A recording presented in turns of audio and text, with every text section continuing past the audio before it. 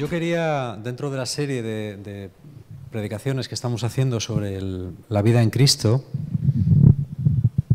yo quería decir, estos son los fundamentos, ¿no? Es decir, estamos hablando de cosas muy fundamentales. Luego, en otras series más adelante, iremos aterrizando en cuestiones más concretas.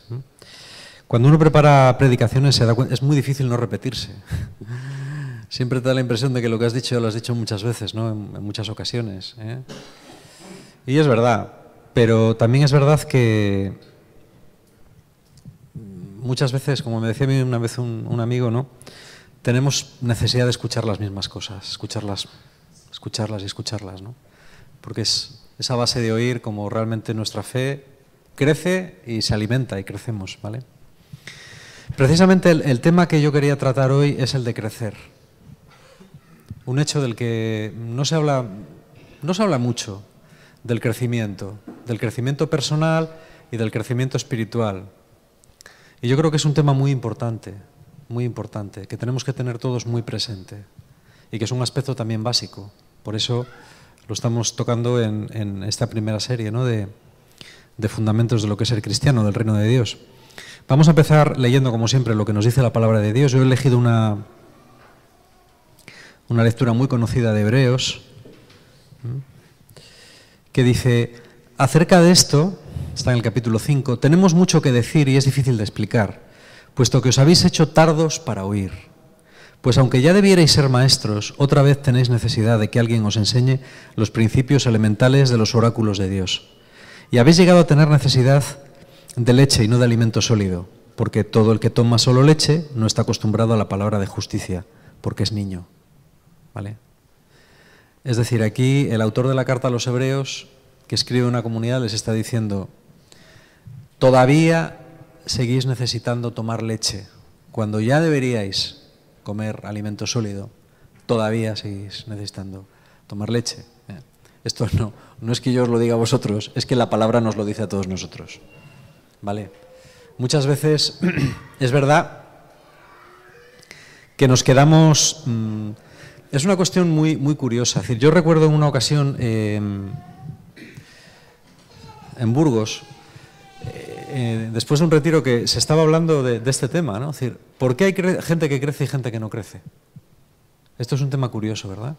Es decir, parece que ves gente que antes o después crecen en el Señor, crecen en la fe, crecen humanamente también, mucho. Y sin embargo pareciera como que otra gente se queda estancada. O sea, pasa el tiempo y ves que necesitan tomar leche vez tras vez, ¿no? Y muchas veces esto es tan habitual que nos hemos acostumbrado a que sea normal.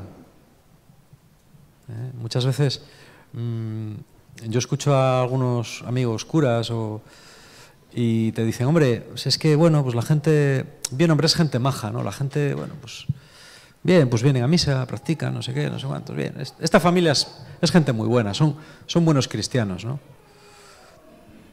Pero en realidad después los comportamientos de la gente, ves que sí que pueden ser buena gente, pero son como niños espirituales, ¿no? Y parece que nos hemos acostumbrado. ¿Vale? Bueno, como son laicos, pues... Pero esto no es así, esto no es lo que dice la palabra de Dios. La palabra de Dios lo que nos dice es que tenemos que crecer. Y que si no crecemos hay algo que no es normal. Yo no sé cuántos habéis visto la película de Una mente maravillosa. Me imagino que todos, o la mayoría, ¿no? Es que no sé si decirlo porque os voy a chafar a los que no la hayáis visto. No os la quiero chafar. Bueno, el caso es que esta película cuenta un poco una historia la historia de John Nash, que es un profesor de Princeton. Es una película un poco novelada, no es exactamente su historia real, pero este es un hombre que padece esquizofrenia y el problema que él tenía es que veía visiones. Para los esquizofrénicos, por lo visto, yo nunca he tenido ninguna todavía, así que no, pero sí que ven cosas que no son reales, pero las ven con total realidad, con total realismo, ¿no? Entonces él, que es un hombre muy inteligente, él se da cuenta de que es esquizofrénico, pero por otro lado las cosas que ve las ve. Entonces hay un momento muy gracioso en la película. Él ve tres visiones, ¿no? Que son la de un compañero de clase, la de un jefe de policía y la de una niña, que se supone que es la sobrina del compañero de clase. Y un día que la mujer le va a abandonar, porque ha dejado al niño que tienen, le ha dejado en la bañera en compañía de una niñera imaginaria y el niño casi se ahoga. Entonces la mujer coge al niño y se marcha y le abandona. Y cuando ella se va en el coche, él se pone delante del coche y le dice: me he dado cuenta de que mis alucinaciones, de que lo que yo veo son alucinaciones. Y ella le dice: ¿por qué? ¿Por qué te das cuenta ahora? Dice: porque fulanita, no me acuerdo cómo se llama la niña, pasan los años y no crece. Así que tiene que ser una alucinación, porque los niños crecen o se mueren. ¿Eh? Es un poco la clave de la película, ¿no? Es decir, como una mente brillante es capaz de darse cuenta del engaño que ella misma se hace. Y decir: no, claro, es que eso tiene que ser una alucinación porque esta niña pasan los años y no crece. Yo no la veo nunca crecer. ¿Vale? Bueno, pues esto es lo mismo, ¿no? Cuando una vida cristiana no crece, es que está viviendo una alucinación. No una vida cristiana de verdad. Cuando no creces, estás viviendo una alucinación. ¿Vale? Y esto es un poco duro, ¿no? Pero es así, ¿vale? Hay muchas otras palabras que insisten en el tema del crecimiento y de la madurez en la Biblia. No las vamos a leer todas porque serían muchas, ¿no? En el capítulo siguiente de Hebreos nos vuelve a decir: avancemos hacia la madurez. Vamos a madurar, no nos quedemos ahí. Vamos a continuar con esto, ¿no? Yo cada vez estoy más convencido, y me lo habéis oído bastantes veces, que yo pienso que las funciones en la vida, el sentido de la vida, la razón por la que estamos aquí, son dos cosas, ¿vale? La primera es crecer y la segunda es servir. Estamos aquí para esas dos cosas. Para crecer y para servir. Una persona tiene éxito en la medida en la que crece como persona y en la que sirve a los demás. Por eso, aunque las respeto mucho, yo todas estas filosofías orientales o de la nueva era, ¿no?, que hablan mucho del crecimiento personal, de la realización personal, pero que se queda todo en un egoísmo centrado en uno mismo, en el propio bienestar de uno, yo eso no me lo creo, a mí eso no me convence. ¿Por qué? Pues porque cuando tu madurez no te lleva a servir a los demás, esa madurez no vale para nada, no sirve para nada. Es un reflejo narcisista más, infantil más.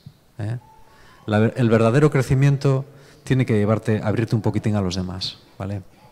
Otro día hablaremos un poco de lo que es servir a los demás, de lo que no es servir a los demás. Este es un tema interesante también, pero yo creo que merece un tema aparte, con sus implicaciones y también con sus límites que los tiene. O sea que si estamos hechos para crecer y para servir, tenemos que darnos cuenta de que hay dos tipos de crecimiento que, aunque a veces se dan un poco separados, no pueden separarse demasiado. Y son el crecimiento espiritual y el crecimiento humano. Sí que es verdad, yo durante muchos años pensé que no era posible un crecimiento espiritual sin un verdadero crecimiento humano, sin una madurez humana, ¿no? Ahora pienso que sí. Yo recuerdo haber leído, no sé si era un libro de John Powell, me parece que sí. John Powell es un escritor de espiritualidad jesuita norteamericano. No sé si era John Powell, bueno, o era de otro. El caso es que él cuenta de que una vez le consultó una superiora de un convento, porque tenía una religiosa, tenía una monja que era muy problemática. Era muy problemática. Es decir, y ya la superiora estaba hasta las narices de ella, ¿no? Es decir, una persona que no se amoldaba bien a las reglas, que tenía fricciones con la gente, que tal, ¿no? Y pues debió mandarla a hablar con el jesuita ¿no?, que además era psicólogo. Casi todos los jesuitas son psicólogos, ¿no?, por la mayoría. Y este hombre habló con ella y bueno, estuvo bastante rato hablando con ella, la mujer le contó y dice: yo llegué a la conclusión de que sí que es verdad que yo veía aspectos problemáticos en ella, una mujer con muchas aristas y muy así. Y dice: sin embargo, yo sí que discerní dos cosas. La primera, una vocación auténtica, no era una persona engañada en la vida religiosa, y después un verdadero amor, un amor muy profundo por Dios y un deseo muy grande de crecer. No, entonces, el cura volvió a hablar con la superior y le dijo: mira, yo creo que esta persona sí que puede ser problemática, ¿no? Sí que en una comunidad en la cual pues, el acatamiento de las normas y la uniformidad generalmente ayuda a la vida en común, gente así es complicada de tener. Dice, sin embargo, dice, yo te pediría que tuvieras paciencia con ella. Te pediría que tuvieras paciencia con ella. Porque esta mujer, con un poco más de tiempo y con un poco más de trabajo por su parte, va a ser una de las mejores monjas que vas a tener. Porque su crecimiento humano llegará a ponerse a la par de su crecimiento espiritual. A lo mejor nunca vas a conseguir que tenga un carácter de corderito, porque el carácter es el carácter, pero sin embargo sí que va a ser una persona que te vas a alegrar de tener en esta comunidad. ¿Vale? Yo recuerdo el caso de un obispo francés que comentaba de bueno, pues un sacerdote que tenía, que era un sacerdote de estos muy contestatarios, muy peleón, con muchos follones. Al final, pues bueno, la típica persona que empezó a tener problemas con su vocación y al final dejó su vocación y empezó a vivir una vida bastante disoluta, o bueno, no sé cómo, ¿no? El caso es que al cabo de un tiempo, decía este obispo, yo recibí una carta de este sacerdote que me decía, soy el hijo pródigo, y le pido humildemente que me deje volver porque he vivido la vida y he aprendido cosas. Y contaba el obispo, este sacerdote ahora es la piedra angular de mi diócesis. Y sin embargo, no dábamos un duro por él. O sea, quiero decir que era una persona que tuvo ciertos desequilibrios, pero consiguió corregirlos y en el fondo su deseo de Dios y su deseo de hacer las cosas bien pudo más, ¿no? Entonces, yo creo que muchas veces tenemos que tener paciencia con nosotros mismos y con los demás. Paciencia no significa echarse a la Bartola. Paciencia es saber esperar lo que hay que esperar. Esperar más de lo que hay que esperar no es paciencia, es otra cosa, cuyo nombre no voy a decir porque la única palabra que se me ocurre no está bien que aparezca en internet, ¿vale? Entonces, ¿qué significa esto? Que tenemos que ser pacientes con nosotros, porque si verdaderamente tenemos ansia por crecer y por progresar, si realmente amamos al Señor, ese amor a Dios nos va a ayudar a que crezcamos personalmente. Esto es una cosa que yo por lo menos sí que la he ido viendo en mi vida y en las vidas de otra gente. Aquella persona que sinceramente quiere las cosas de Dios acaba por crecer también humanamente.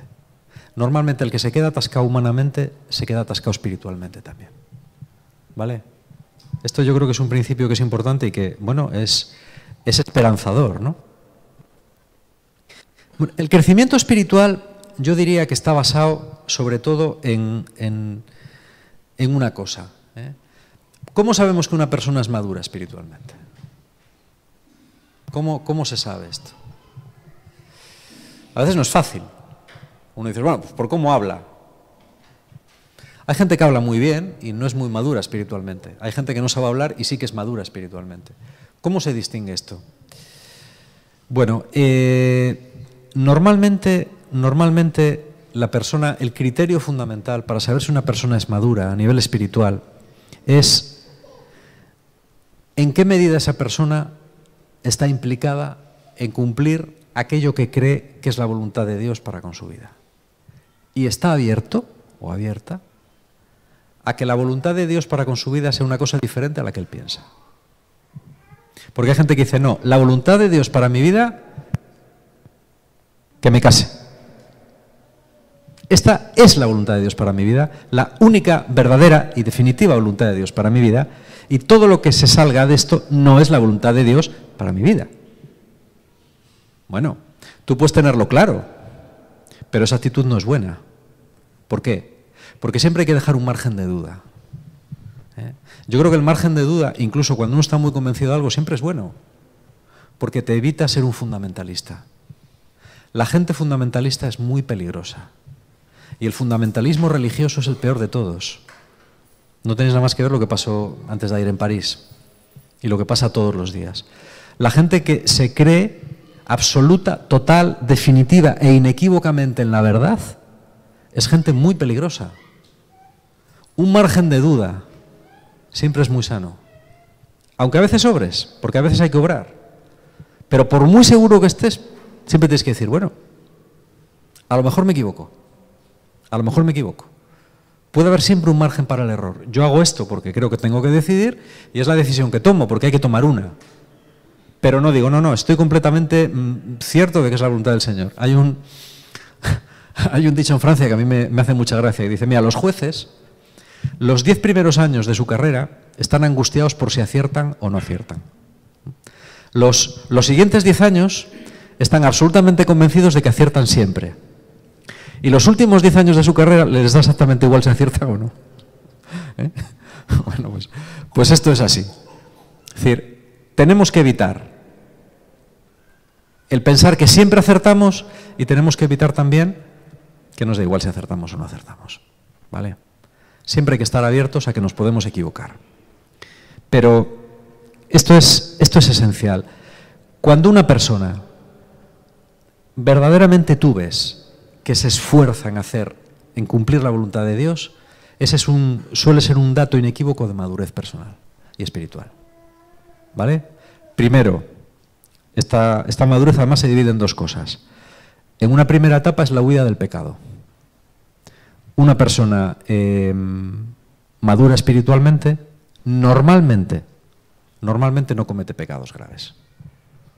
Puede meter la pata, como todo el mundo. Todos metemos la pata muchas veces al día. Pero no comete un pecado grave. Un pecado de estos que claramente ves que es grave. Este es un primer estadio. Y un segundo estadio, un segundo nivel que mide la madurez es el grado de confianza en Dios. Las personas maduras, las más maduras, son las que confían más en Dios. Yo siempre pongo como ejemplo a Santa Teresita, y me lo habéis oído muchas veces, ¿no? Como ella a los 24 años, yo creo que había alcanzado un grado de acomodamiento con la voluntad de Dios casi perfecto.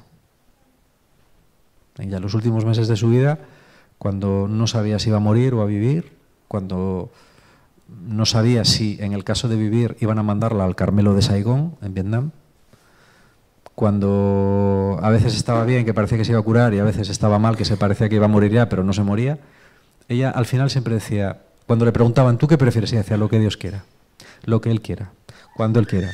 ¿Vas a ir a Saigón? Si Él quiere. ¿Te vas a morir? Si Él quiere. ¿Te gustaría morirte? Pues las monjas de antes eran así. ¿Te gustaría morirte en la fecha de no sé qué? Y ella decía, si Él quiere. Si no quiere, no. Lo que Él quiera, cuando Él quiera, como Él quiera. Esto es el grado máximo de madurez. Es decir, una confianza absoluta en Dios, que es decir, bueno, mira, yo ya no soy yo quien vive, sino que es Cristo quien vive en mí, a mí me da exactamente igual. Lo que Él quiera va a estar bien. Es muy difícil llegar ahí, ¿eh? Es muy, muy difícil. Es desasirse por completo de la voluntad propia y estar abierto a que Dios haga en ti lo que quiera, cuando quiera y como quiera. Esa oración preciosa de Carlos de Foucault, ¿no? Señor, haz en mí lo que quieras, sea lo que sea, estoy dispuesto a todo, lo acepto todo con tal de que tu voluntad se cumpla en mí y en todas tus criaturas. Padre, te confío en mi vida, te la doy con todo el amor de que soy capaz porque tú eres mi Padre. Es una oración preciosa también y muy profunda, ¿vale? Yo creo que la otra parte de la confianza absoluta en Dios es la misericordia con los demás. Generalmente la gente santa es muy misericordiosa, muy misericordiosa. A veces parece tonta de lo misericordiosa que es. ¿Vale? Es decir, yo siempre me ha llamado la atención cómo la gente, y esto lo he dicho más veces, ¿no? La gente más dotada en algo es la gente más comprensiva con los que no tienen su dotación, ¿no? El mejor pintor muchas veces es el más comprensivo con los malos pintores. Y el hombre más santo a veces es el más comprensivo con los pecados de los demás. En tanto que la gente mediocre, a veces somos muy poco comprensivos con los pecados de los demás. Es curioso esto. Quizá porque nos vemos reflejados en ellos, ¿no? Y odias en los demás lo que ves en ti también. Puede ser. ¿Vale? A nivel humano, ¿qué es el crecimiento humano? ¿Qué es una persona espiritualmente adulta? Perdón, humanamente adulta. ¿Qué es? Hay muchas definiciones, ¿no? Si tú lees los libros de autoayuda, pues hay de todo. Pero bueno, básicamente, a mí me gusta mucho lo que decía Freud sobre esto. Él decía que la persona sana es la persona capaz de trabajar y de amar. La persona sana es la persona capaz de trabajar y de amar.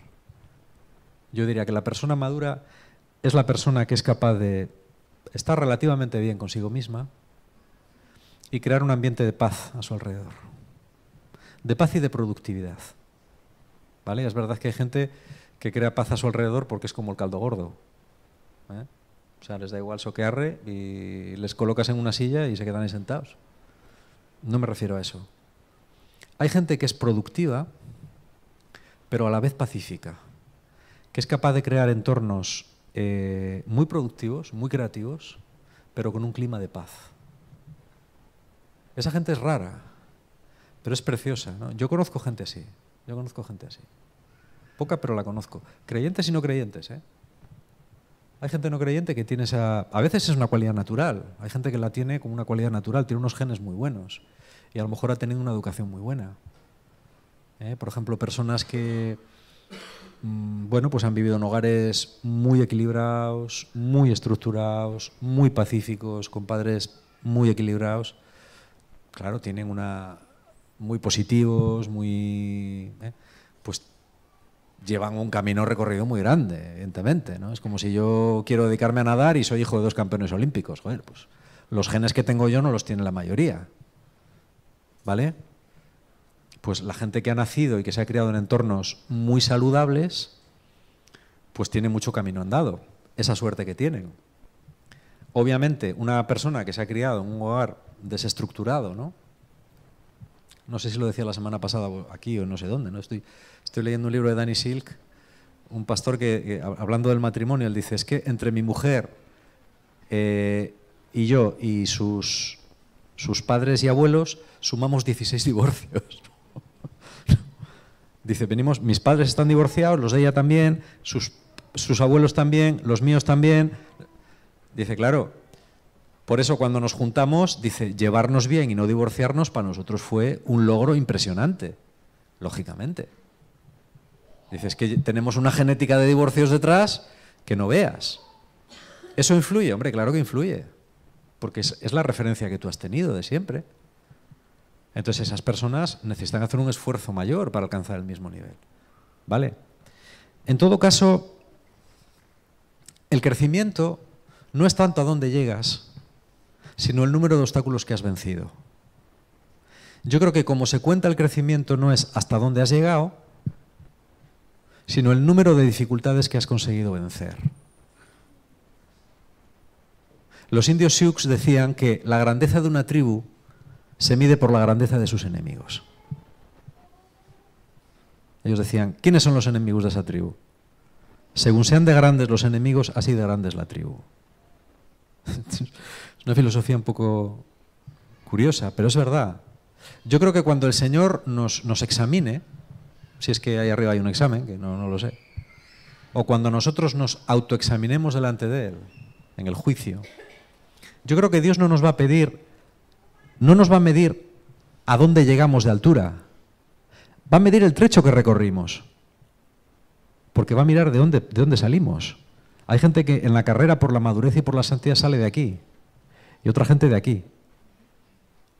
Entonces, yo creo que no va a ser una carrera a ver quién llega más arriba, sino a ver quién ha corrido más. Y con cuántos obstáculos. No es lo mismo una carrera de 200 metros libres que una de 400 metros vallas. No es lo mismo. No puedes pedir el mismo tiempo a un corredor de velocidad que a un vallista, porque las vallas cuesta saltarlas. ¿De acuerdo? Esto es muy importante porque yo una cosa que observo, hablando con la gente, te das cuenta de que hay personas que han luchado toda su vida por ser equilibradas y maduras y no lo consiguen. No lo consiguen porque parten de una situación muy mala o porque tienen alguna tara. ¿Vale? Si tú tienes alguna tara psicológica, pues a lo mejor va a ser difícil que seas una persona apacible, tranquila, sosegada, empática. Pero es que Dios tampoco te lo pide. Dios te pide que alcances lo que puedes, no lo que no puedes. Yo a veces me he encontrado con personas que se desesperan consigo mismas, ¿no? Porque se comparan con los demás y dicen, yo es que nunca podré ser tan maduro como fulanito, ¿no? Y a estas personas tienes que decirles lo que dice siempre, pero es que no te puedes comparar, las personas son incomparables. Es como comparar una pera con una naranja, es que no... Son cosas que no tienen nada que ver, son frutas las dos, pero no tienen nada que ver. Ni saben igual, ni... No te compares con nadie, porque tú no conoces las circunstancias de su vida. Entonces, Dios nunca te va a decir, mira fulanito dónde llegó y tú no llegaste. Bueno, fulanito tuvo su historia, yo tuve la mía. ¿Entendéis? No hay que compararse. Hay que intentar conseguir lo máximo que se pueda. Y hay que ser prácticos. Yo muchas veces lo he visto para mi vida. Ha habido muchas cosas en mi vida que las he conseguido y otras no. Algunas espero conseguirlas y otras ya lo dudo mucho que las consiga. Pero hay que aprender a ser prácticos y no mirar lo que te falta, sino mirar lo que has conseguido. Cuanta más tranquilidad, cuanta más paz, cuanto más sosiego, cuanta más alegría tengas, eso que llevas ganado. Te puedes decir, pero es que yo quisiera todavía tener más alegría, más paz. Bueno, sí, pero mira lo que has conseguido. Intenta conseguir más, pero mira lo que tienes, no lo que te falta, porque si no te vas a desesperar. Si tú dices, no, yo quiero ponerme de cachas como Schwarzenegger en su mejor época, no ahora. Pues hombre, te estás planteando una meta un poco irreal, ¿vale? Va a ser muy difícil que llegues a ese nivel, pero plantéate lo que has conseguido, es mucho ya. Mira cómo eras y mira cómo eres. ¿Eso significa que tienes que dejar de esforzarte? No. Intenta conseguir pequeñas cosas, porque aunque sean pequeñas, cada pequeño paso que das, eso llevas ganado. ¿Para ti? ¿De acuerdo? No tenemos que darnos nunca por rendidos. Yo creo que siempre tenemos que hacer un esfuerzo por ser personas de paz. Por ser personas de esas, pues con las que tengas más empatía o tengas menos empatía, no es problemático estar. No es problemático estar. Ni te van a engañar, ni te van a hacer mal, ni te van a frenar, ni te van a obstaculizar. Esas personas, aunque no sean como tú quieres, ni te traten como tú quieras, nunca te van a hacer mal. Esto es ser una persona madura humanamente, ¿vale? Una persona madura no es la que se comporta aquellos que decimos que son guays. Esos son los que se portan como nosotros queremos. Las personas maduras son las que no hacen daño, las que no crean conflictos y las que, si pueden, te ayudan a resolverlos. Te caigan más simpáticas o menos simpáticas. Esto es importante tenerlo en cuenta también. Bueno, yo creo que es importante tener una cierta capacidad de sacrificio por los demás. Cuando digo cierta, digo porque esto también es muy relativo. Hay gente que tiene mucha capacidad de darse a los demás, hay otra gente que tiene menos. Pero yo creo que todos tenemos que tener por lo menos un poco. Y en segundo lugar, todos tenemos que tener una cierta empatía por los demás. Yo me doy cuenta de la falta enorme de empatía que hay, por ejemplo, dentro de la Iglesia. Es terrible, terrible, terrible, terrible. A veces frecuentemente entro en revistas cristianas digitales que suelen tener opiniones y tal, ¿no?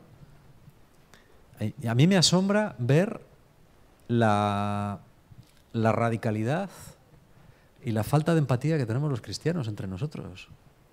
Pero es una cosa. A mí me llama la atención. Yo a veces digo, pero ¿cómo una persona que se supone que tiene una vida de oración es capaz de escribir esto en un blog? ¿No? Pero ¿cómo, no? O sea, ¿cómo no puedes ponerte un poco en el lugar del otro? ¿Cómo no? Por ejemplo,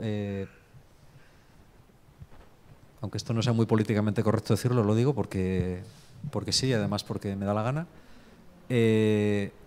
Yo no entiendo cómo hay una serie de cardenales que ante el sínodo que se está llevando a cabo por iniciativa del Papa están publicando libros y haciendo declaraciones en contra de ciertos aspectos que el Papa quiere discutir, ¿no? Yo digo, qué raro. Vale que tú tengas unas convicciones claras y auténticas, pero aunque tú estés convencido de tu postura, ¿qué pasa? ¿Que no puedes escuchar las de los demás? Si el sínodo todavía no ha decidido nada. ¿Por qué intentas cargar las tintas? ¿Por qué intentas crear un clima de opinión para forzar? A mí eso no me parece de Dios. Ni por muy convencido que estés de que lo tuyo es lo cierto y de que tú representas la doctrina de la Iglesia, ¿eh? Sobre todo cuando intentas pasar por encima del Papa. Yo creo que eso no se puede hacer y no se debe hacer. Y de la misma manera que respetaste a los dos papas anteriores, tienes que respetar a este. Porque hace unos cuantos años hablabas de obediencia, obediencia, y ahora, el otro día, llegué a leer en una revista una cosa que me dejó pasmado, de hasta alguien que empezaba a cuestionarse si el nombramiento de Francisco había sido legítimo. Bueno, yo veo estas cosas de verdad y alucino en colores. Esto no es justo. Esto no es justo. Tú no puedes decir, no, yo obedezco a la Iglesia cuando la línea que manda es la mía, pero cuando no es la mía, no. Yo obedezco al Papa cuando es de mi cuerda, pero cuando no es de mi cuerda, no. Eso no es así. Eso no es así. En la Iglesia siempre ha habido opiniones distintas. Si tú lees el libro de los Hechos, ya te das cuenta ahí cómo había opiniones muy distintas y había conflictos. También dice la palabra de Dios que tiene que haber, es bueno que haya conflicto entre vosotros para ver quiénes sois de Dios, porque en los conflictos es donde se ve quién es de Dios y quién no. La empatía es la capacidad de ponerte en el lugar del otro, aunque no piense como tú. ¿Vale? Es decir, yo hago un esfuerzo, aunque me cuesta, por leer a veces opiniones de gente que no piensa igual que yo. Pero es bueno, porque dices, bueno, tú tienes tu opinión, ese otro tiene su opinión. Pero ¿quién sabe qué pensará Dios? A lo mejor te crees que estás en la verdad y el otro también cree que está en la verdad absoluta, pero ¿quién sabe? Yo creo que esta actitud también es fruto de una gran madurez, ¿no? Cuando eres capaz de no rasgarte las vestiduras, no condenar enseguida a nadie por hereje. Mucho cuidado. Oye, Jesús no condenó nunca a nadie por hereje. Alguien dirá, bueno, no tuvo ocasión, pero incluso cuando uno iba echando demonios en su nombre y no era de su grupo, y los discípulos querían prohibírselo porque no estaba dentro de la... Jesús le dijo, para, déjale. Cuando el amo de la cizaña dice, no, bueno, vamos a cortar el trigo, vamos a quitar la cizaña del campo ya. El dueño dice, espera. No vaya a ser que queriendo arrancar lo malo arranquéis lo bueno también. Qué poco escuchamos esto en la iglesia a veces, ¿eh? ¿Cuántas veces por querer arrancar la cizaña, arrancamos cizaña, trigo y todo lo que se ponga delante? Pues sin embargo Jesús dice, no, espera. Ya habrá tiempo para separar las cosas. Vamos a dejar que... no tengáis tanta prisa.